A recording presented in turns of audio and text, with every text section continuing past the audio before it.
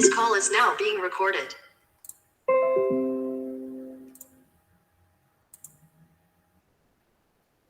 Olá, que legal que você se interessou por esse assunto e veio fazer esse curso conosco. Eu me chamo Caio, sou professor da Fundec, a Fundação Dracenense de Educação e Cultura, mantenedora do Colégio CEP, o Centro de Educação Profissional. O CEP é uma escola que abriga cursos técnicos e, dentre eles, o curso de técnico em enfermagem. Hoje eu vou conversar com vocês um pouquinho sobre os sinais vitais, que é uma das áreas importantes para quem deseja ingressar na carreira de enfermagem.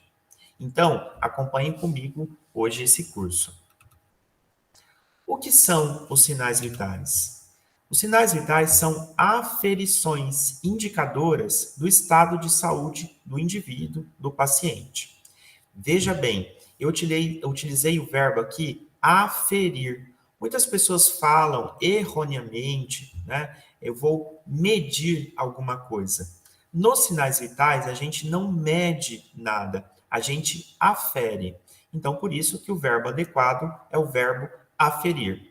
É muito parecido com medir, mas não é a mesma coisa. Então, o termo correto que a gente utiliza em sinais vitais é aferição. E é por isso que os sinais vitais são aferidos. Esses sinais vitais, eles indicam o estado de saúde do paciente, daquele indivíduo. Quando nós tivermos alterações nos sinais vitais, e a gente consegue ver isso a partir da aferição desses sinais vitais, como consequência, dá para se dizer que o paciente encontra-se em algum estado de doença, em alguma alteração da sua fisiologia. O que é fisiologia? Fisiologia é o conjunto de reações que ocorrem no nosso corpo, mantendo aquele organismo em funcionamento. Toda vez que eu tiver alterações na fisiologia do paciente, na fisiologia do indivíduo, eu vou ter alterações dos sinais vitais e eu consigo, então, detectar essas alterações, ou pelo menos sugerir alterações nessa fisiologia a partir da aferição dos sinais vitais. Devido à grande importância desses sinais vitais, né, dessas medidas que são feitas, e a gente chama, então, esses sinais como vitais. São sinais de vida. Se eles estão presentes de forma adequada, de forma regular, são, então, indicativos de sinais vitais. Nós temos 4 sinais vitais importantes. O primeiro é a temperatura, e a sigla aqui indicada é a letra T, e ela é medida em graus Celsius. Em outros países, eles adotam outras unidades de medida. Aqui no Brasil, a gente utiliza grau Celsius como unidade de medida, tá? Um minutinho só que eu vou colocar o apontador para ficar mais legal para eu te mostrar aqui, certo? Então vamos lá. O primeiro sinal vital que a gente está trabalhando é a temperatura. E a unidade de medida utilizada é graus Celsius. O segundo sinal vital é o pulso, abreviado pela letra P. E o pulso é medido, né, é aferido, melhor dizendo, em batimentos por minuto. Por isso, essa sigla aqui, B/M, batimentos por minutos.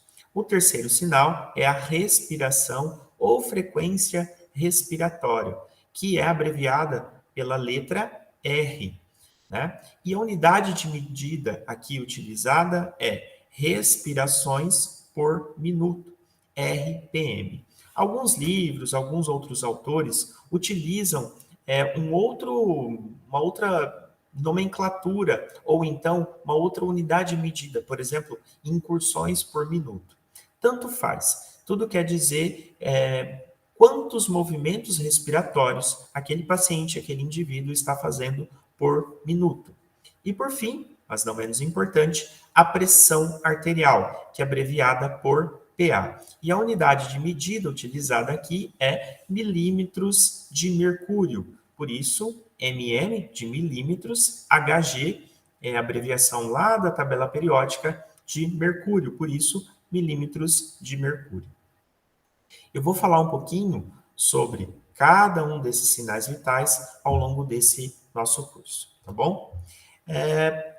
E por que a gente deve mensurar, por que a gente deve aferir os sinais vitais e quando que eles devem ser medidos? Bom, por que a gente deve medir ou aferir esses sinais vitais? É justamente para a gente saber se o paciente está em boa condição clínica, se ele apresenta uma fisiologia normal ou se ele apresenta alguma alteração. Por isso que eu vou aferir os seus sinais vitais. E quando que eles devem ser aferidos?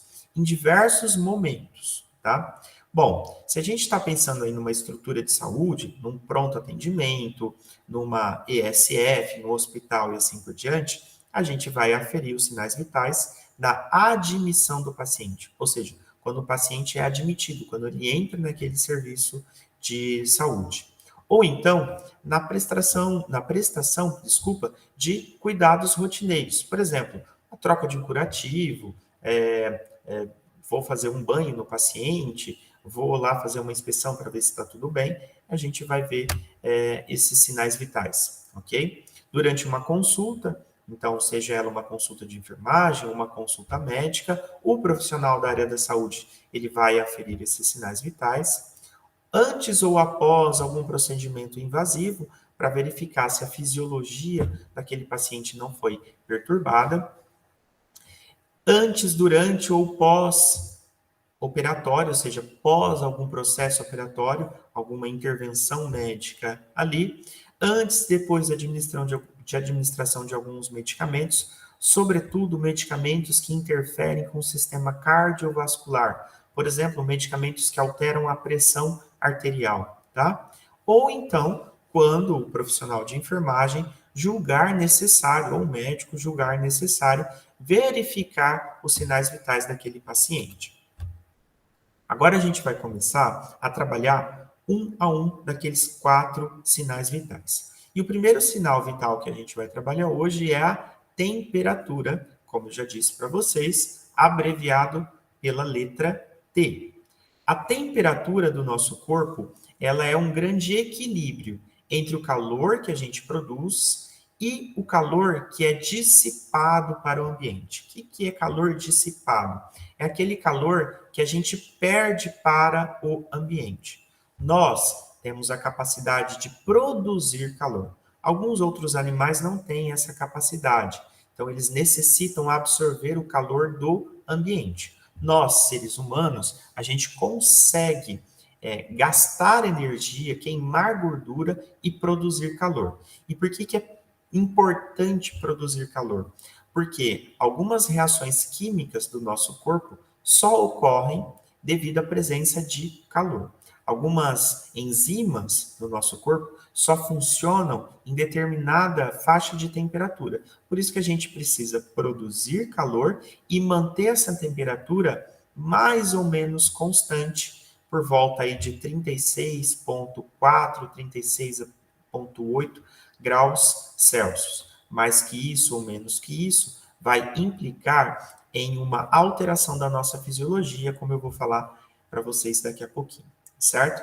Bom, a gente produz calor e a gente perde esse calor, a gente dissipa esse calor para o ambiente. Se a gente produzisse calor e ficasse armazenando, a gente ia superaquecer e isso não é interessante.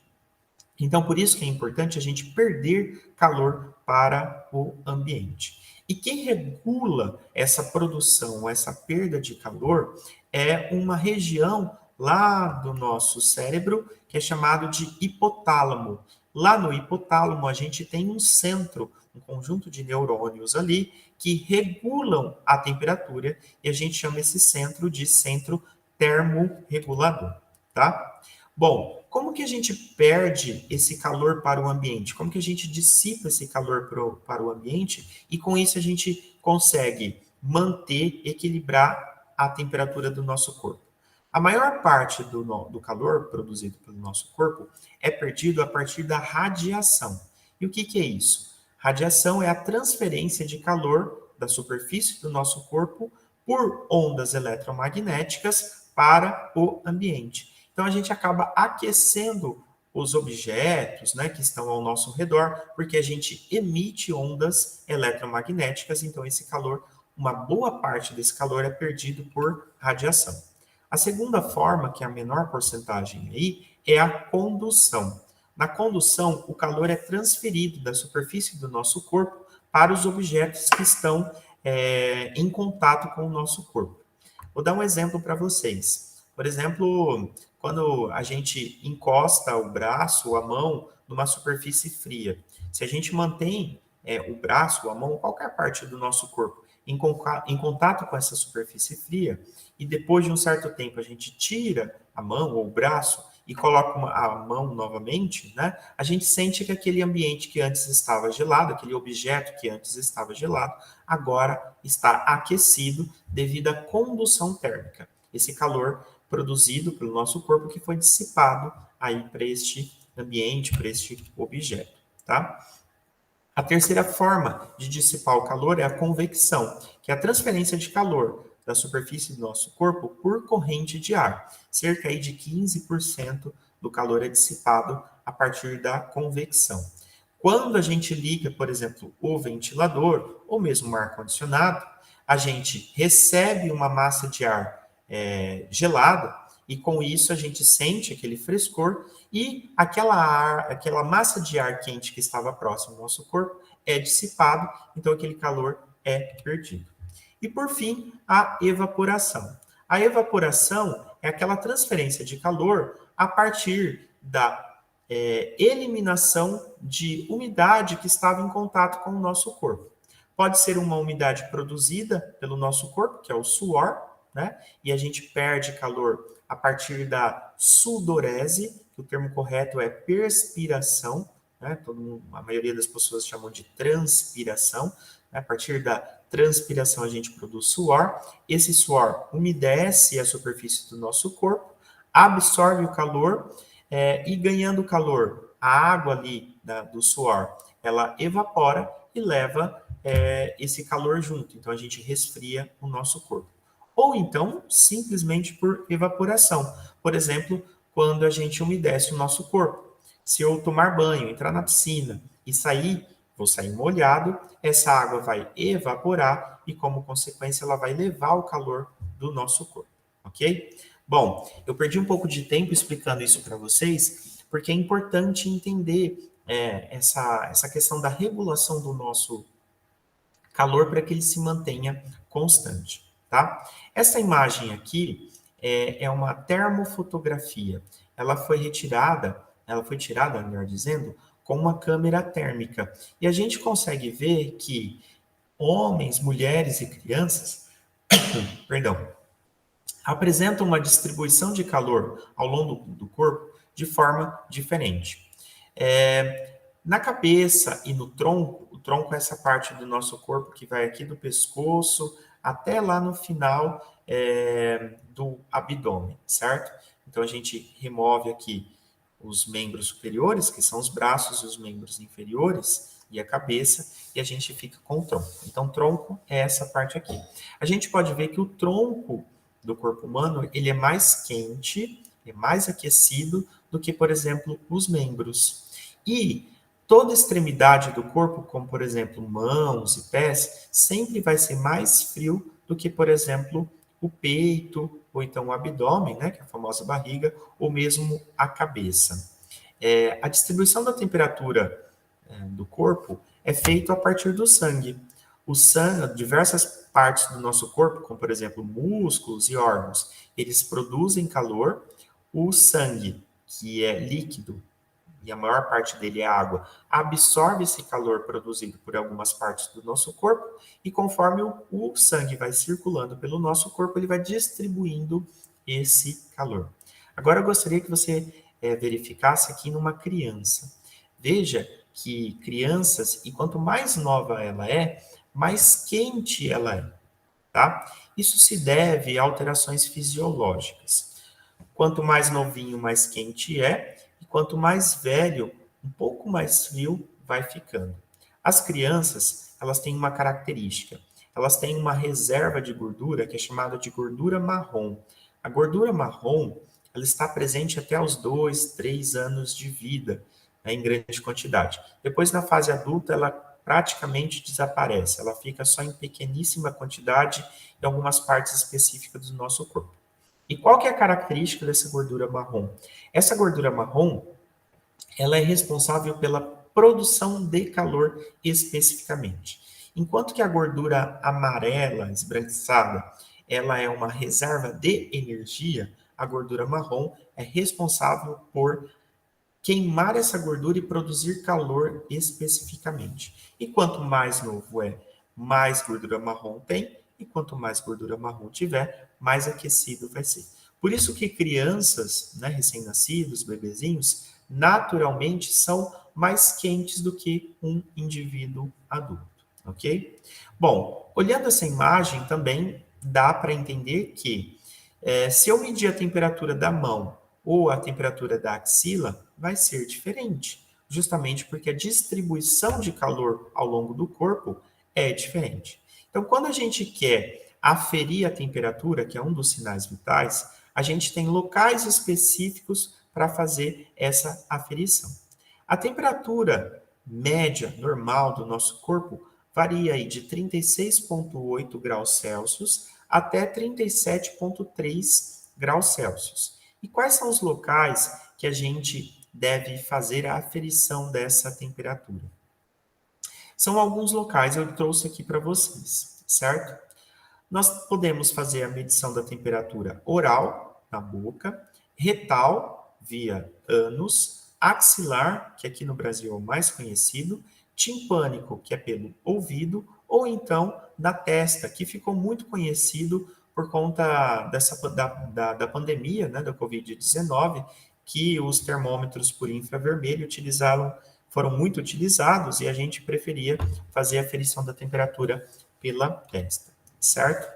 Bom, se o normal da temperatura do nosso corpo é em torno de 36,5 até 37, ali, né, variando um pouquinho, e essa temperatura varia ao longo do dia, como eu vou mostrar para vocês, se eu reduzir a temperatura do corpo, eu vou entrar num estado de hipotermia, que é a redução da temperatura para menos de 35 graus Celsius, e isso é prejudicial para a nossa fisiologia, e isso pode levar o paciente a óbito, e nós também podemos ter a hipertermia, que é a elevação da temperatura acima do ponto de regulação térmica, ou seja, acima de 37,3, 37,5 graus Celsius, e aí eu já tenho um quadro de hipertermia.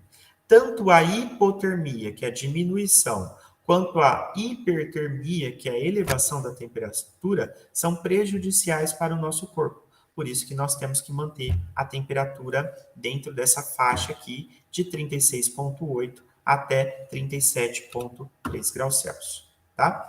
Nesse momento você deve estar se pensando, e a febre, professor? Bom, febre é o aumento anormal da temperatura do nosso corpo, devido a uma produção excessiva de calor e também uma incapacidade de perder calor. Então a gente produz mais calor do que deveria e a gente não consegue perder todo esse calor produzido. A febre vai estar presente, sobretudo, em grandes processos inflamatórios e infecciosos. Pode ser uma infecção por vírus, por bactéria, por fungo, né, ou até mesmo por um protozoário. Toda vez que a gente tiver uma infecção, tiver uma inflamação, aí a temperatura do corpo vai aumentar em resposta de defesa. A febre é um mecanismo de defesa. A gente produz febre, a gente faz febre para nos defender. Entretanto, a gente às vezes acaba produzindo tanta febre, né, tanto calor, na verdade, né, tanto calor, que isso é prejudicial. E a gente não consegue dissipar, eliminar esse excesso de calor.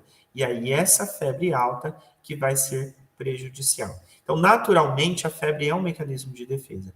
Só que muita febre, ou seja, muito calor, é prejudicial para o nosso corpo, tá? Existem diversas maneiras de aferir a temperatura do nosso corpo, porque existem diversos tipos de termômetros. tá? Aqui no Brasil não é tão famoso, mas, por exemplo, existe termômetro no formato da chupeta, é uma forma bem legal, interessante, né? Porque você dá a chupeta para a criança e conforme ela chupa a chupeta, ali dentro tem um sensor que consegue ver a temperatura. Nós também temos um termômetro auricular, né? Ele é colocado, essa partezinha aqui é colocado dentro da orelha. Aqui tem um sensor, ele consegue captar a temperatura, né? Aferir a temperatura. Nós temos o termômetro digital, que hoje é o mais famoso, que a gente coloca normalmente na axila, mas ele também pode ser introduzido no ânus e fazer a aferição da temperatura retal. Durante a pandemia, esse termômetro aqui, que é o de infravermelho, foi muito difundido, né, muito divulgado, muito utilizado, e é um dos que a gente mais utiliza ainda hoje. Ele, a partir de uma radiação infravermelha, ele consegue fazer essa aferição da temperatura. Temos também as fitas de plástico que conseguem fazer a aferição da temperatura. Ela é descartável, né? Ela é de uso único, então você encosta normalmente na testa do paciente, mantém ali em contato por alguns minutos e ela consegue, por uma reação ali, dizer qual é a temperatura do paciente. Ela é muito utilizada em aeroportos e fora do país, por exemplo, países asiáticos, mas hoje com o termômetro aqui por infravermelho ser mais fácil e menos gasto, né? Ele é mais utilizado do que essas fitas. Ou então, o antigo termômetro de mercúrio, que não é mais utilizado desde 2017. Então, desde 2017 é proibido a sua fabricação e comercialização. Hoje em dia nós só temos disponíveis aí para compra o termômetro digital, né, que é por contato ou infravermelho. E algumas pessoas ainda têm o termômetro de mercúrio, né, guarda em casa e ainda tem, ele está em utilização daquelas pessoas que ainda têm esse termômetro, que ainda não quebrou, né, que era super fácil de quebrar. Mas para comprá-lo não é mais possível, proibido desde 2017. E como que a gente faz a aferição da temperatura? Muito simples, acho que todo mundo já fez, ou pelo menos todo mundo já teve sua temperatura aferida, né? Então, a primeira coisa, a gente vai higienizar as mãos antes e depois do procedimento. A gente vai selecionar a via que a gente deseja aferir a temperatura. Então, pode ser axilar, pode ser oral, pode ser auricular, retal, tanto faz. Então, a gente vai selecionar essa via e o termômetro adequado para essa via que eu selecionei. A gente vai avaliar os fatores que possam interferir na determinação da temperatura, como, por exemplo, o ambiente, se o ambiente está muito frio ou está muito quente, interfere na temperatura do paciente. Se o paciente estava andando, correndo, fazendo alguma atividade física, ou se ele estava em repouso, né, que é o ideal. Ou então, se ele consumiu algo muito gelado, algo muito quente, isso pode interferir também na temperatura. Então, a primeira coisa, a gente vai verificar isso, corrigir essas questões para depois aferir a temperatura do paciente. A gente vai explicar o procedimento para o paciente. Na maioria das vezes, a temperatura vai ser realizada por um termômetro de infravermelho ou um termômetro digital, então não tem muito incômodo. Mas, por exemplo, se for uma medição auricular ou então a mais indesejada, né, a mais incômoda, que é retal, a gente precisa explicar para o paciente como vai ser feito, que o termômetro vai ficar em contato por alguns minutos, depois a gente remove esse termômetro. Se for por via retal, o interessante é lubrificar a ponta, né, desse termômetro com vaselina, né, para que a sua penetração seja mais facilitada e isso gere um cômodo menor no paciente. A gente posiciona o paciente em uma posição que seja confortável para ele e adequada para aferir essa temperatura. Então, por exemplo, se vai ser na axila, a gente tem que acomodar o termômetro e pedir para o paciente abaixar os braços. Se for, por exemplo, na virilha, que também é possível aferir a temperatura lá, a gente tem que colocar o paciente de lado, né? Coloca o termômetro e fecha as pernas do paciente para ficar em contato. Se for atrás do joelho, né, na região ali poplítea, a gente tem que pedir para o paciente deixar a perna ali dobradinha e manter essa posição por alguns minutos para que a gente consiga fazer a aferição da temperatura, tá?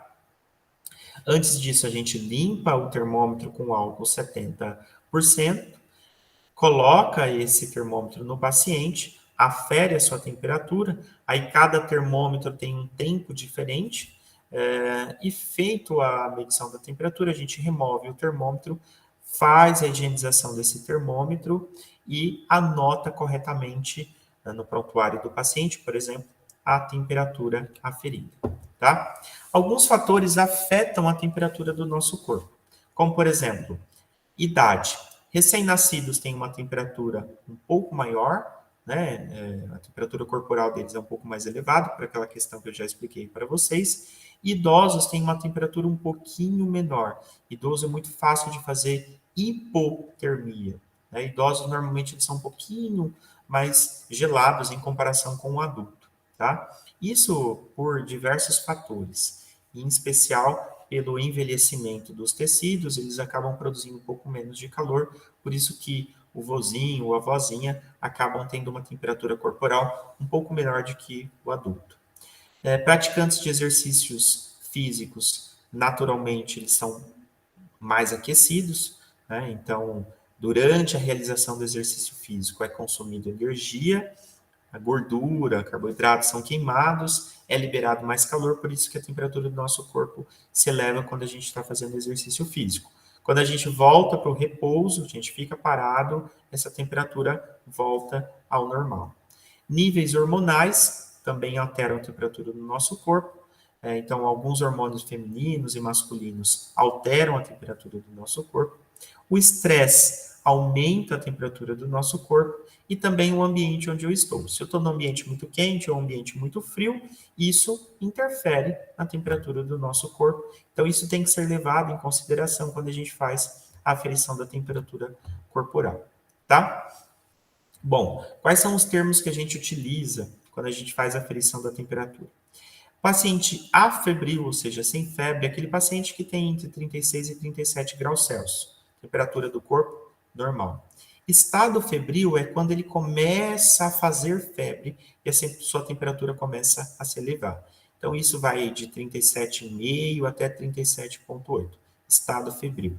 Febre, de 38 até praticamente 39 graus Celsius, eu digo que o paciente está com febre. Bom, quando passa 9, ele entra num estado que é chamado de pirexia. Tá? Por que é assim chamado? Porque as substâncias que fazem febre são chamadas de pirógenos. Né? Então, por isso, pirexia, que vai de 39 a 40 graus. É um estado de alerta. Então, sempre que o paciente chega próximo a 40 graus de temperatura do corpo, quem está ao seu redor, seja ele profissional da saúde ou não, tem que ficar atento porque a gente entra numa zona de risco. Acima de 40 graus Celsius, eu estou no estado de hiperpirexia, ou seja, uma produção excessiva de calor, o corpo não está conseguindo perder esse calor e o excesso de temperatura pode prejudicar muito a fisiologia daquele paciente e levar o paciente à morte, tá? Hipotermia é temperaturas abaixo de 35 graus e hipertermia de 38 graus para cima. Qual que é a diferença de uma hipertermia de uma hiperpirexia, por exemplo? A hipertermia está relacionado a aumento de temperatura devido a fatores externos. Então, o ambiente está muito quente, o paciente ficou no sol, está lá dentro de um carro fechado, desligado, sem ar-condicionado. O carro vai aquecer, o ambiente vai aquecer e ele também, o seu corpo também vai aquecer. Então, como consequência, ele vai superaquecer, ele vai entrar num quadro de hipertermia. A hiperpirexia é quando o nosso corpo produz calor em excesso e não consegue perder o excesso desse calor, certo? Então, é uma fonte interna, endógena, tá? De produção de calor. Enquanto que a hipertermia é uma fonte externa de calor que está aquecendo o corpo, tá? Bom, agora a gente vai para o segundo sinal vital, que é o pulso. A gente vai ver a pulsação do paciente.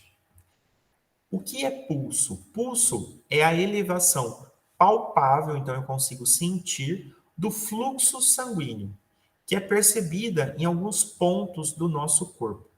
O pulso é a pressão arterial, o pulso, perdão, e a pressão arterial são os sinais que refletem como que o sistema circulatório está funcionando. E quando a gente fala em sistema circulatório, a gente está falando em coração e vasos sanguíneos. Quem são os vasos sanguíneos? Veias e artérias. Qual que é a diferença? Bom, existem várias diferenças, mas a principal aí, diferença entre veia e artéria é que as artérias conduzem o sangue que acabou de sair do coração. Como o coração empurra o sangue com muita força, na artéria a gente consegue ver essa pressão do sangue que acabou de sair do coração. Já a veia é o contrário. A veia conduz o sangue que sai do corpo em direção ao coração, ou seja, chega ao coração. Como esse sangue que está chegando ao coração pelas veias é um sangue com pouca pressão, então a gente não consegue sentir a veia pulsando, certo? Então, se você quer saber aí, sentir a diferença de uma veia e de uma artéria, a artéria ela pulsa e a veia não. Para a gente entender o pulso, a gente tem que entender um pouquinho sobre o sistema circulatório do nosso corpo. O nosso sistema circulatório é um sistema circulatório fechado. E o que isso significa? Que o sangue nunca abandona os vasos sanguíneos. A água e alguns elementos pequenos até saem, mas o sangue permanece ali dentro dos vasos sanguíneos, certo?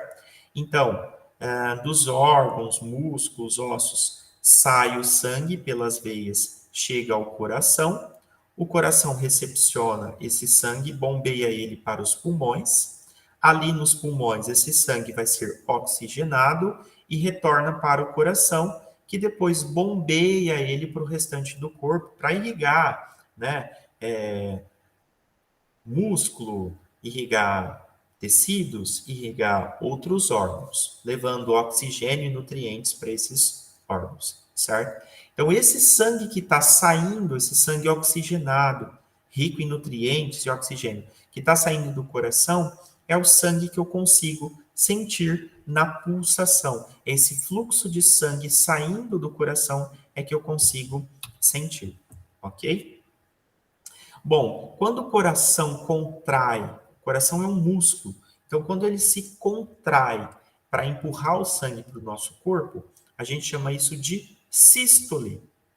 Sístole é a contração do coração, né? Em especial do ventrículo esquerdo, que é uma parte do coração, contração do ventrículo esquerdo, empurrando esse sangue para as artérias, e diástole é o relaxamento do coração. Por isso que o nosso coração, quando a gente ouve, né, em filmes, em televisão, que seja, o barulho do coração é aquele barulho de tambor, tum-dum, tum-dum. O que é isso? Sístole, diástole, sístole, diástole, sístole, diástole. Contração, relaxamento. Contração, relaxamento do coração. E toda vez que o ventrículo esquerdo aqui, ó, ele se contrai, ele vai empurrar o sangue que estava aqui dentro para a artéria aorta. A artéria aorta é a principal artéria do nosso corpo. A partir dela, ela se ramifica em outras artérias e essas outras artérias levam o sangue para outras partes do nosso corpo, tá? Bom, em cada sístole, ou seja, em cada contração do ventrículo esquerdo, cerca aí de 60 a 70 ml de sangue, ele é ejetado, ele é bombeado para fora do coração em direção à artéria aorta. A artéria aorta, por sua vez, vai conduzir o sangue para as suas ramificações, que são as outras artérias, que são chamadas de artérias periféricas. E cada artéria periférica recebe um nome específico. Quando essa onda de pulso, essa onda então de empurrar o sangue contra a artéria, alcança essas artérias periféricas, ela pode ser sentida pela palpação dessa artéria contra um osso ou contra um músculo. Então, a gente só sente a pulsação quando a gente comprime essa artéria. Toda vez que a gente comprimir essa artéria, a gente vai sentir essa pulsação. E a palpação de uma artéria ela vai permitir a detecção dos batimentos cardíacos, ou seja, a contração do ventrículo, e também a dilatação das artérias, e isso caracteriza a pulsação. O número de sensações de pulsação acontecendo por minuto é chamado de frequência cardíaca. Ou seja, quando a gente vê o pulso, quando a gente afere o pulso, a gente está vendo quantas vezes por minuto o coração está contraindo, o coração está batendo. E isso a gente chama de frequência cardíaca. Um paciente, né, um indivíduo normal, ele apresenta sentado em repouso, quietinho, ele apresenta de 60 a 80 batimentos do coração por minuto. Um paciente que apresenta uma elevação da sua frequência cardíaca, o coração está batendo demais, a gente chama isso de taquicardia, aumento da frequência cardíaca, ele vai ter acima de 80 batimentos por minuto, né? Chegando aí por volta de 100, 110, 120 ou mais batimentos por minuto. Já quando o coração bate menos do que o normal, a gente chama isso de bradicardia. E aí nós temos menos que 60 batimentos por minuto. O coração se contrai menos de 60 vezes por minuto. É claro que, dependendo da idade, a frequência cardíaca, ou seja, o número de batimentos por minuto, varia. Recém-nascidos e crianças apresentam um batimento cardíaco maior do que um adulto. Então, veja, por exemplo, um recém-nascido pode chegar até 190 batimentos por minuto e vai estar normal. Agora, se eu pegar 190 batimentos por minuto em um indivíduo jovem, um indivíduo adulto, aí para ele isso é muito. Então, ele vai estar em taquicardia. Conforme a gente vai envelhecendo, esse número de batimentos por minuto vai diminuindo, até chegar no adulto, né, que em torno de 60, 80 batimentos por minuto, ok? Bom, reparem que um paciente com um atleta, né, com bom condicionamento físico, ele tem uma frequência um pouquinho menor do que um adulto sedentário, por exemplo. Justamente porque o coração e todo o sistema cardiovascular dele está mais preparado, trabalha melhor do que, por exemplo, eu, que sou um pouco sedentário e espero que você que está me assistindo não seja, tá bom? Outra informação importante que o pulso nos traz é em relação à quantidade de sangue dentro da artéria, certo? Isso a gente pode descrever como cheio ou fino. O que é isso, professor? Bom, não basta o coração bater e empurrar o sangue. Eu preciso saber o quanto de sangue que está circulando dentro da artéria. E a gente consegue sentir isso quando faz a palpação do pulso. Então, quando eu coloco, e eu vou ensinar isso daqui a pouquinho para vocês, vou lá medir o pulso do paciente, eu consigo ver quantas vezes por minuto o coração está batendo e sentindo, eu consigo ver se aquela pulsação está fazendo passar sangue em uma quantidade normal, ideal, eu chamo isso de pulso cheio ou pulso forte, ou então é aquela pulsação fina, fraca, delicada, que a gente chama de filiforme. Filiforme é algo fino, algo delicado, né? Então, por exemplo, estou lá fazendo a pulsação, né, verificando a pulsação de um paciente, e vejo que o coração está batendo, mas está batendo devagar, fraco, a quantidade de sangue que o coração está bombeando é pouca. Então, como consequência, a quantidade de sangue dentro da artéria vai estar menor e eu vou sentir isso com uma certa delicadeza. Já quando o paciente está normal, eu vou sentir aquele pulso cheio, ou então, se o paciente está fazendo uma atividade física, está correndo, e eu pego e faço a pulsação dele, o que eu vou verificar? Que tem muito sangue sendo empurrado na artéria dele. Então, como consequência, o pulso vai estar forte, vai estar cheio de sangue e eu vou sentir isso com mais intensidade. Quais são os fatores que influenciam a frequência da pulsação? São vários. Atividade física. Todas as vezes que a gente fizer atividade física, a frequência cardíaca aumenta, eu vou ter mais batimento cardíaco, eu vou ter mais pulsação, tá? Febre e dor também aumentam a frequência cardíaca. Dependendo da postura como que a gente se encontra, a gente acaba comprimindo uma artéria, a frequência cardíaca pode ser alterada e, como consequência, a pulsação se altera.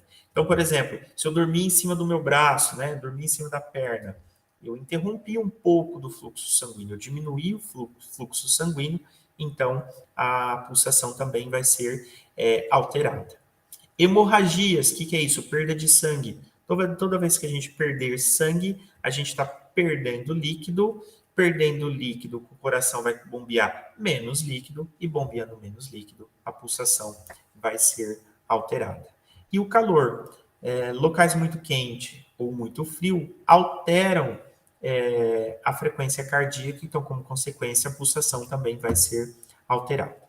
Bom, agora vamos aprender como que a gente vê, como que a gente afere a pulsação. Primeira coisa, higienizar as mãos, tá? Lavar com água e sabão ou pelo menos com álcool 70, se sua mão não estiver suja, né? Não tiver pó, sujeira, gordura, aí você pode higienizar com álcool 70. Se não, tem que lavar com água e sabão, secar, passar álcool 70 e aí você pode ver, né, aferir a pulsação do paciente. Então, primeira coisa, higienizar as mãos sempre, para qualquer sinal vital que a gente for fazer, verificar, a gente precisa higienizar as mãos. A gente explica ao paciente o que vai ser realizado ali.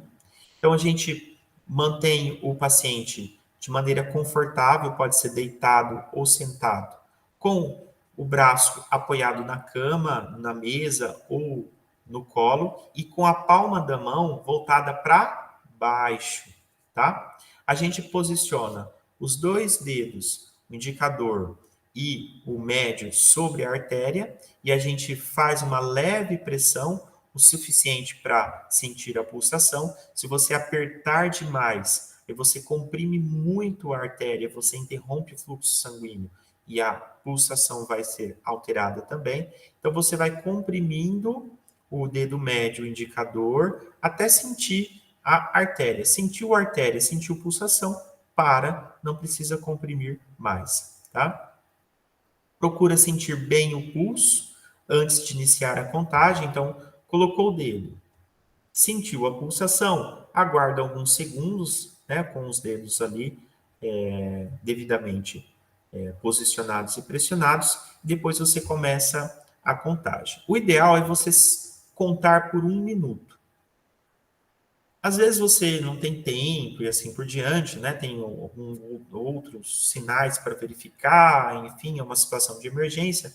O que você pode fazer é, com o auxílio de um relógio, sempre, né? Você conta 30 segundos, depois multiplica por 2. 1 minuto tem 60 segundos, então você mantém 60 segundos pressionados e vai, a cada vez que você sentir, você conta 1, 2, 3, 4, e assim por diante, por 60 segundos, ou então, durante 30 segundos, você faz essa contagem e depois multiplica por 2, que aí dá 60 segundos, e aí você vai ter o número de pulsações, ou seja, batimentos por minuto. Terminou, higieniza as mãos, tá? Desculpa, passei um pouquinho aqui e tive um probleminha aqui com a minha apresentação. Um minutinho aí, pessoal. E voltei aqui.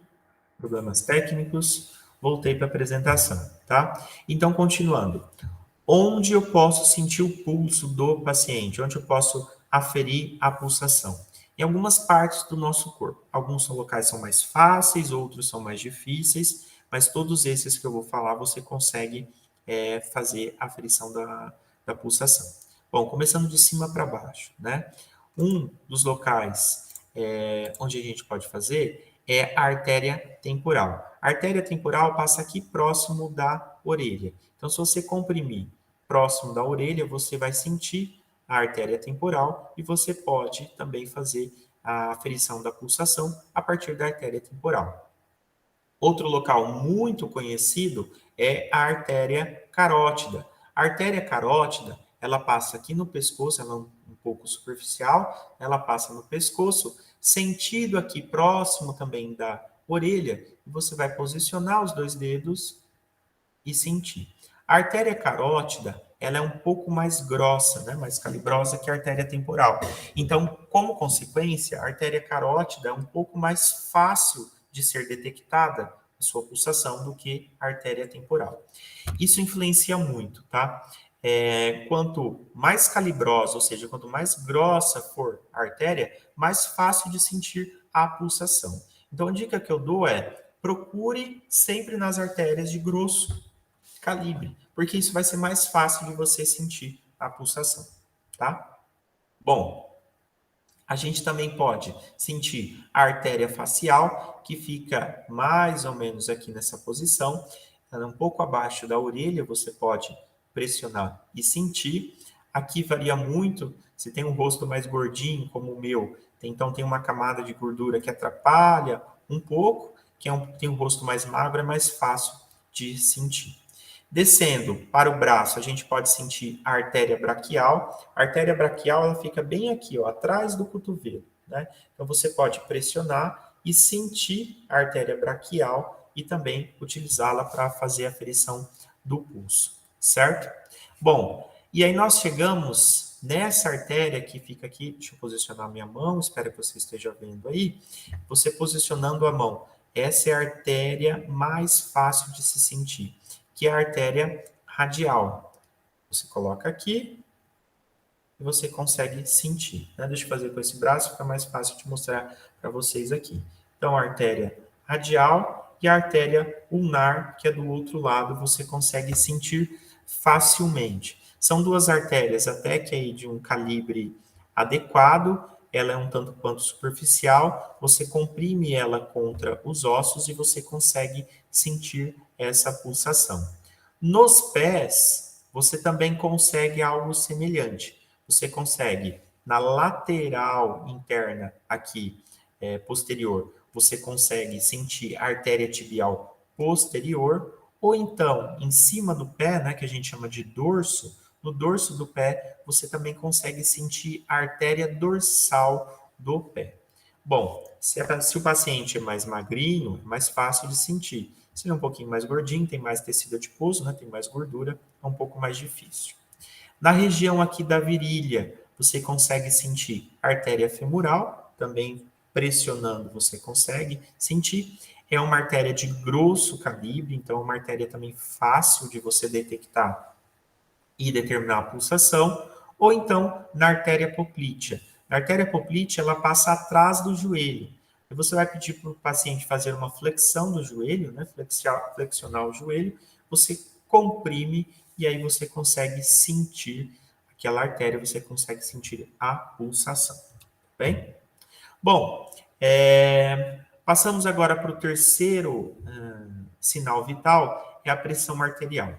A pressão arterial, eu vou comentar com vocês, mas ela, para ser aferida, você precisa de equipamento específico para isso e treinamento prático, presencial. Então, a pressão arterial, eu vou comentar com vocês, mas só superficialmente, justamente porque para você aprender a aferir a pressão arterial, você precisa praticar ela, né, presencialmente, então teria que ser um curso presencial, tá bom?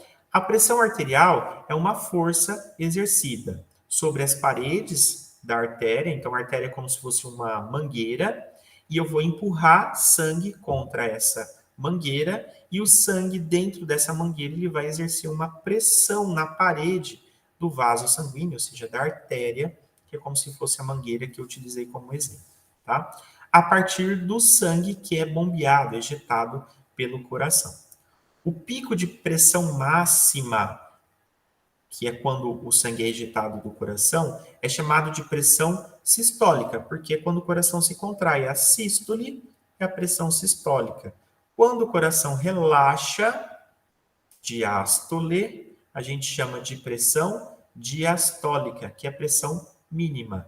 Então, ao longo do tempo, dentro da artéria, eu tenho pressão máxima, pressão mínima, pressão máxima, pressão mínima, pressão máxima e pressão mínima. Justamente porque acompanha sístole, diástole, sístole, diástole, sístole, diástole. Tá? A diferença entre a pressão sistólica máxima e a pressão diastólica mínima é chamada de pressão de pulso. Então, por exemplo, um paciente com uma pressão de 120 por 80 milímetros de mercúrio, a pressão de pulso é 120 menos 80, que é igual a 40. Normalmente, a pressão, independente desses valores aqui, normalmente a pressão de pulso é em torno de 40 a 50. Se essa diferença entre elas for menor que 40 ou superior a 80, tem uma discrepância, então, muito grande, isso é ruim, isso é um mau sinal para a fisiologia daquele paciente, tá? Meu computador não está me ajudando aqui a passar os slides. Outro probleminha técnico. Então, vamos lá, continuando. Vejam, a unidade medida padrão da pressão arterial é em milímetro de mercúrio. Então, quem desenvolveu o equipamento, que é chamado de esfigmomanômetro para aferir a pressão arterial, ele desenvolveu a partir de uma coluna, um canalzinho, né, uma mangueirinha preenchida com mercúrio. Mercúrio é um elemento químico tóxico, inclusive, por isso que os termômetros de mercúrio foram removidos do mercado, justamente porque quando quebrava, o mercúrio ficava exposto, a gente até ficava brincando, né, com aquele mercúrio, só que ele é tóxico, então, para prevenção, o governo removeu a licença dos termômetros de mercúrio, a base de mercúrio, então por isso que a gente não encontra mais para comprar, tá? O símbolo do mercúrio, lá da tabela periódica, é Hg, então por isso que é milímetros, mm, de mercúrio, mmHg. A medição indica qual é a altura que a pressão arterial pôde elevar essa coluna de mercúrio. Então, por isso que os primeiros esfigmomanômetros desenvolvidos eram uma coluna de mercúrio, certo? E é por isso que é chamado de esfigmomanômetro de coluna, porque dentro dele tinha uma coluna de mercúrio. Hoje no mercado existem outras formas de se aferir a pressão arterial e não utiliza o mercúrio. Para aferir essa pressão, a gente precisa de um outro equipamento que é o estetoscópio, certo? Essa parte do estetoscópio a gente coloca na orelha, essa outra parte do estetoscópio a gente vai escutar, né? E o termo correto é auscultar a pulsação ali da artéria. Então a gente utiliza o esfigmomanômetro mais o estetoscópio para fazer a aferição da pressão arterial, tá? Só voltando aqui, um minutinho. Bom, quais são as partes que compõem esse esfigmomanômetro? A gente chama só de esfigmo, né? A gente abrevia como esfigmo para ficar mais fácil, mais rápido de se falar.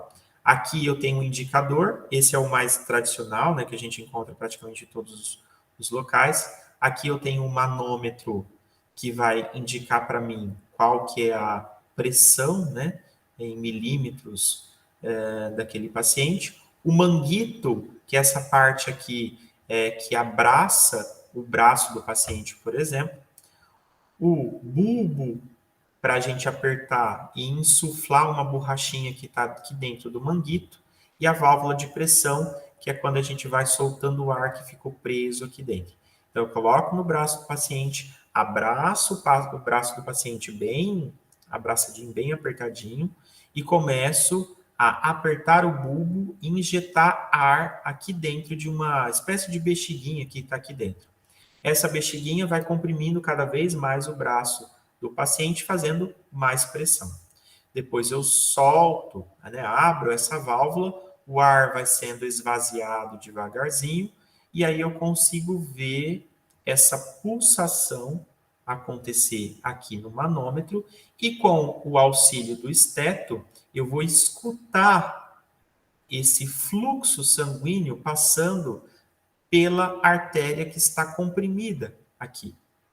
Então, aqui é um jogo de imagem, então eu tenho que ver esse ponteiro do manômetro indicar essa oscilação mostrando que o sangue, ou seja, a pulsação está acontecendo, o sangue está passando e a pulsação está acontecendo, e ouvir exatamente esse momento que o sangue está passando. Então eu vou esvaziando. Quando eu começo a escutar o sangue passando, graças ao estetoscópio, e eu vejo qual é o ponto máximo aqui que o indicador do manômetro está indicando. E vou acompanhando, e o ar vai saindo, e a pressão vai diminuindo, e continuo escutando. Quando eu parar de escutar, automaticamente o manômetro, o indicador dele vai parar de mexer, e aí ele vai descer sozinho, e aí eu determino, então, o máximo, a pressão máxima e a pressão mínima do paciente. Hoje no mercado existem outros modelos de esfigmomanômetro, que são os digitais, né? Alguns modelos são até confiáveis. Esse de pulso aqui eu desaconselho a utilização dele, né? Justamente porque ele é muito falho. Você verificar a pressão arterial pelo pulso, ela sofre muita interferência. O ideal realmente é utilizar, fazer a aferição no braço, que é mais fidedigno, e de preferência que seja feita, né, que seja aferida por um profissional, tá? Esse digital, dependendo da posição que o paciente se encontra, assim por diante, até que dá para confiar, mas esse de pulso aqui eu desaconselho bastante, ok? Bom, continuando aqui, os defeitos no meu teclado permanecem. Então vamos lá. Posicionei, e é isso que eu estava falando aqui para vocês. Ó. Quando eu tenho muita pressão, eu estou comprimindo, o sangue não está passando pela artéria, eu não estou escutando nada. Conforme eu vou soltando o ar, o sangue volta a fluir por aqui, pela artéria. Isso é captado, essa variação é captada aqui pelo manômetro. O indicador começa a mexer e eu começo a escutar. Aí eu marco a pressão máxima. Vou esvaziando, até que chega um momento que não tem mais pressão contra o vaso sanguíneo, e aí eu paro de escutar e determinei a pressão mínima, tá? Que chato, né? Esse teclado agora do computador está me dando um trabalhinho. E, bom, vamos lá. Quais são os interferentes nessa pressão arterial? O que interfere a pressão arterial? Elevando ela, sobretudo. O paciente não pode cruzar as pernas nem os braços, porque isso interfere na circulação do corpo como um todo, então, como consequência, também interfere na pressão arterial. O paciente não pode ter ingerido bebida alcoólica. Se ele ingeriu bebida alcoólica em pequena quantidade, por exemplo, um copo de cerveja, vai ter que aguardar pelo menos 30 minutos para depois você aferir, porque o álcool altera a pressão arterial, tá?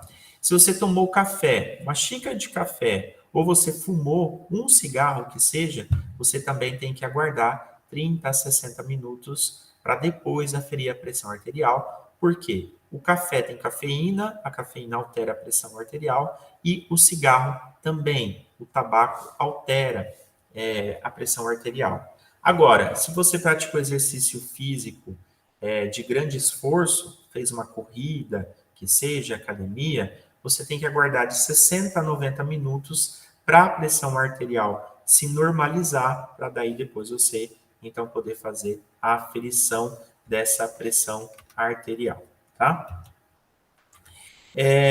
Bom, e agora a gente entra, já quase finalizando aí o nosso curso, a gente entra no último sinal vital, que é a frequência respiratória. A respiração, ela envolve diversos eventos. A respiração envolve, então, a ventilação, que é o movimento de gases para dentro dos pulmões e para fora dos pulmões. A difusão, que é o movimento do oxigênio e do dióxido de carbono entre os alvéolos e as hemácias. As hemácias são as células vermelhas do nosso sangue. Então, no pulmão chegam hemácias, que são os glóbulos vermelhos, né, as células vermelhas, rico em gás carbônico, que é o dióxido de carbono, né? Esse dióxido de carbono, esse gás carbônico, ele passa para dentro do alvéolo pulmonar. Professor, o que é alvéolo pulmonar? Para você que está me assistindo e não sabe o que é isso, imagina o seguinte: o seu pulmão é uma grande bexiga. Só que dentro dessa grande bexiga existem várias e várias, milhares de outras pequeninas bexigas que a gente chama de alvéolos pulmonares, certo? Os alvéolos pulmonares são pequenas bexiguinhas preenchidas com ar. Então, o dióxido de carbono ali que está na hemácia, ele passa do sangue, ou seja, da hemácia, para o alvéolo. E o oxigênio que está dentro do alvéolo, ele entrou porque você inspirou, você encheu o seu pulmão de ar, e esse oxigênio agora sai do alvéolo e penetra na hemácia. E a hemácia, junto com o sangue, que vai circular o nosso corpo e distribuir esse oxigênio para as diversas partes do nosso corpo, tá? Então, eu tenho ventilação, difusão e, por último, a perfusão. A perfusão é a distribuição desse oxigênio para todas as partes do nosso corpo, tá? Cada uma dessas partes a gente consegue medir de maneira independente. Então, eu consigo medir ventilação, eu consigo medir difusão e eu consigo medir perfusão de maneira separados, tá? Entretanto, a frequência, a profundidade e o ritmo dos movimentos respiratórios, que é inspiração e expiração, indicam a qualidade da eficiência dessa ventilação. Ou seja, eu estou ali com um paciente, ele passou mal e eu quero ver a frequência respiratória dele. Eu não tenho nenhum equipamento para isso. Eu não tenho nenhum ventilador, eu não tenho nenhum oxímetro, não tenho nada. Mas eu consigo verificar a frequência respiratória dele. Eu consigo ver como que ele está fazendo a inspiração e expiração. Isso já ajuda muito. Por quê? Se o paciente está fazendo a ventilação de forma adequada, significa que está tudo, o sistema respiratório dele está funcionando adequadamente. Agora, se ele está respirando muito devagar ou muito rápido, né, ele está ofegante, alguma coisa de errado tem. Assim sendo, verificar a frequência respiratória é como ver o pulso. Não precisa de equipamento nenhum, basta tempo e conhecimento, disposição para você verificar. Se você verificar que o paciente está respirando muito pouco, poucos movimentos respiratórios, ou muitos movimentos respiratórios, isso indica que ele está com a sua fisiologia respiratória alterada, e aí ele precisa ser conduzido para um serviço de atendimento médico, tá? Bom, vamos entender um pouquinho, né, e rapidamente, quem são esses movimentos respiratórios. Os movimentos respiratórios são inspiração e expiração. Inspirar significa que o ar vai entrar nos pulmões, e aí vai entrar um monte de oxigênio, e esse oxigênio vai passar para o sangue e depois vai ser distribuído. E expiração significa colocar o ar para fora do nosso corpo. Então, eu vou ali contrair o pulmão e isso vai fazer com que o pulmão coloque para fora o ar.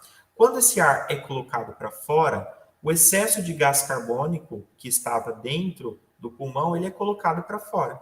E quando a gente inspira, ou seja, entra um monte de ar, entra oxigênio junto, e esse oxigênio agora vai ser distribuído pelo sangue para as diversas partes do nosso corpo, tá? Bom, um recém-nascido, ele faz de 30 a 60 movimentos respiratórios por minuto, ou então incursões respiratórias por minuto. Todo recém-nascido e criança faz mais movimentos respiratórios, inspiração e expiração, inspiração e expiração, mais do que um adulto. E conforme a gente vai envelhecendo, esses movimentos respiratórios também vão diminuindo. Então, vejam aqui, por exemplo, um neonato recém-nascido é de 30 a 60. Uma criança por volta de 2 a 3 anos já cai de 25 a 32. Um adulto é de 12 a 20, né? De 15 a 20 movimentos respiratórios por minuto. Tá? E por que essa diferença? Por vários motivos, né? Um idoso, por exemplo, como ele gasta menos energia, ele produz menos energia, ele precisa de menos oxigênio. Já uma criança que está em fase de desenvolvimento ainda, ele precisa de mais oxigênio.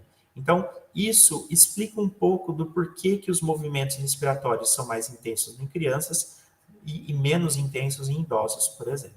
Tá? Como que a gente afere esse sinal vital, que é a respiração?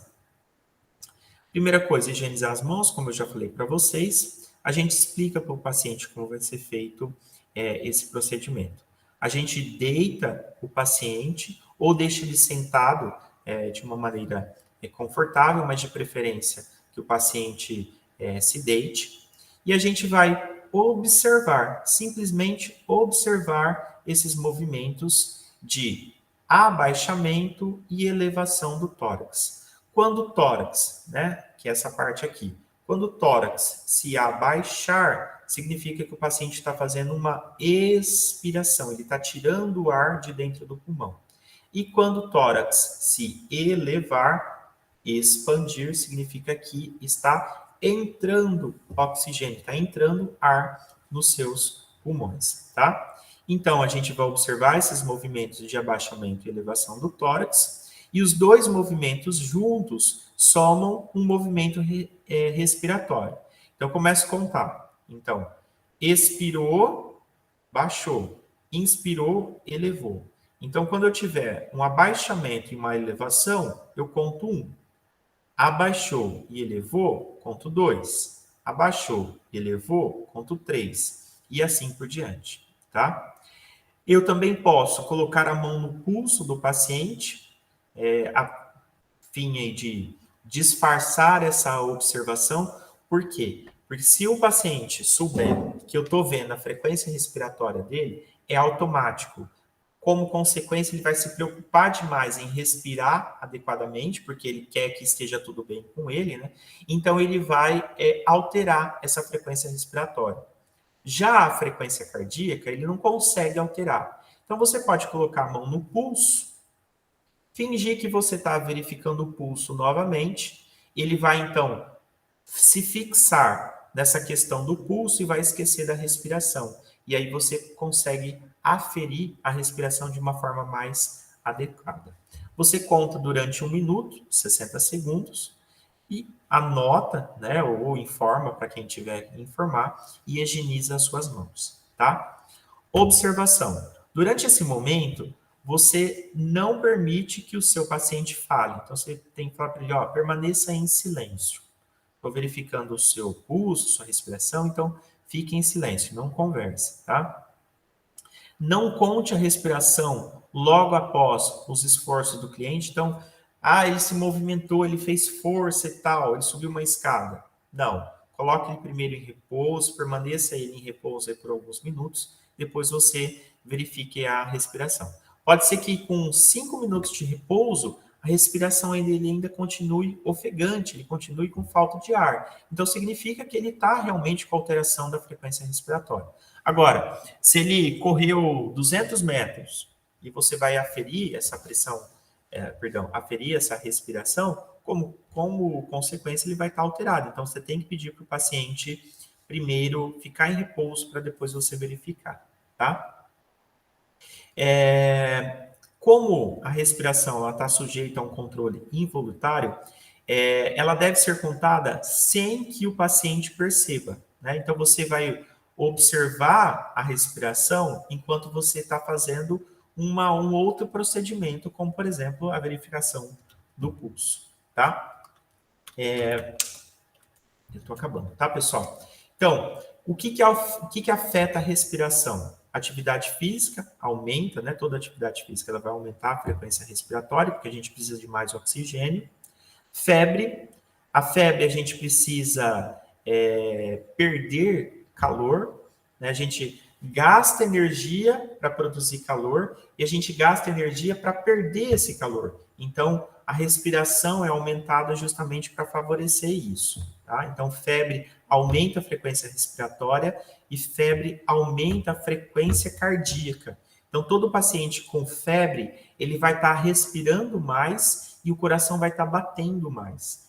É normal no estado febril, tá? A dor também altera o ritmo respiratório e também o ritmo cardíaco, né, frequência cardíaca. Então, todo paciente com dor e dor forte, ele vai estar respirando muito, fazendo muitos movimentos respiratórios e o coração vai estar batendo também muito rápido. E ansiedade. O paciente ansioso, estressado, também pode aumentar a frequência respiratória. Sobretudo o paciente ansioso, né? Ele aumenta essa frequência respiratória. Perda de sangue, né? Hemorragia, altera a frequência respiratória, normalmente altera para mais, o paciente tenta respirar mais para compensar isso. Alteração na sua postura, então, uma postura ereta ou deitado altera essa frequência respiratória. Paciente que fuma, né, o tabagista, altera. Alguns medicamentos podem diminuir a frequência respiratória. Lesão neurológica, ou seja, paciente que bateu a cabeça, pode ter comprometimento do tronco cerebral, que é uma parte ali do sistema nervoso central, e isso faz com que o ritmo respiratório seja alterado. E também o paciente com anemia. O paciente anêmico, ele tem pouca hemoglobina, que ela é uma proteína vermelha que está dentro do glóbulo vermelho. E ela é responsável por transportar oxigênio. Então, o paciente que tem anemia, ele tem pouca hemoglobina, né? Tem poucos glóbulos vermelhos. Então, ele precisa circular mais esse sangue para transportar a mesma quantidade de oxigênio. Então, por isso que o paciente tem que respirar mais, aumentando a sua frequência respiratória, tá? Bom, pessoal, isso é o que eu tinha para falar para vocês hoje. Espero que vocês tenham gostado desse curso. Novamente, eu chamo a atenção para vocês para a Fundec. A Fundec é uma instituição de educação aqui de Dracena, que está há mais de 50 anos no mercado. Ela é mantenedora de três outras instituições, né? Então, a Fundec cuida de 3 instituições. O Colégio Anglo-CID, responsável por uma educação infantil, ensino médio, né? Então, desde lá do primeiro aninho até o terceiro ano, né? O terceiro do ensino médio, que é o antigo terceiro colegial, a Fundec tem à sua disposição aí a partir do Colégio Anglo. Ela mantém, né, a faculdade, que é a Unifadra, que tem diversos cursos de graduação, como psicologia, educação física, enfermagem, medicina, entre outros, e o colégio CEP-UME, né? O CEP é um centro de educação profissional que possui cursos técnicos, são cursos de curta duração, como, por exemplo, técnico em enfermagem, técnico em estética, técnico em indicações, entre outros. As aulas são aulas noturnas, então, para você que trabalha durante o dia, você consegue cursar durante a noite. E as matrículas para o curso técnico em enfermagem, assim como para os outros cursos técnicos, estão abertas, tá? E atente-se para o seguinte: existe desconto, tá? Então, a gente está fazendo desconto aí de 15% nas mensalidades e isenção da taxa de matrícula para quem se inscrever até o dia 6 de março, agora de 2023. Então, para você que gostou desse curso, para você que gosta da área da saúde, para você que quer se colocar no mercado de trabalho de forma aí rápida, com uma boa formação, vem fazer técnico em enfermagem aqui com a gente no CEP, aqui da Fundec, e você ainda vai ter desconto na mensalidade, e se fizer a matrícula até dia 6 de março, não paga a taxa de matrícula, ok? Bom, pessoal, espero que vocês tenham gostado, espero que vocês tenham aproveitado, e procura mais na internet ou manda um e-mail para a gente se você ficou com alguma dúvida, e estude sempre, tá bom? Um bom 2023 para todo mundo, e vem ser nosso aluno. Obrigado, pessoal!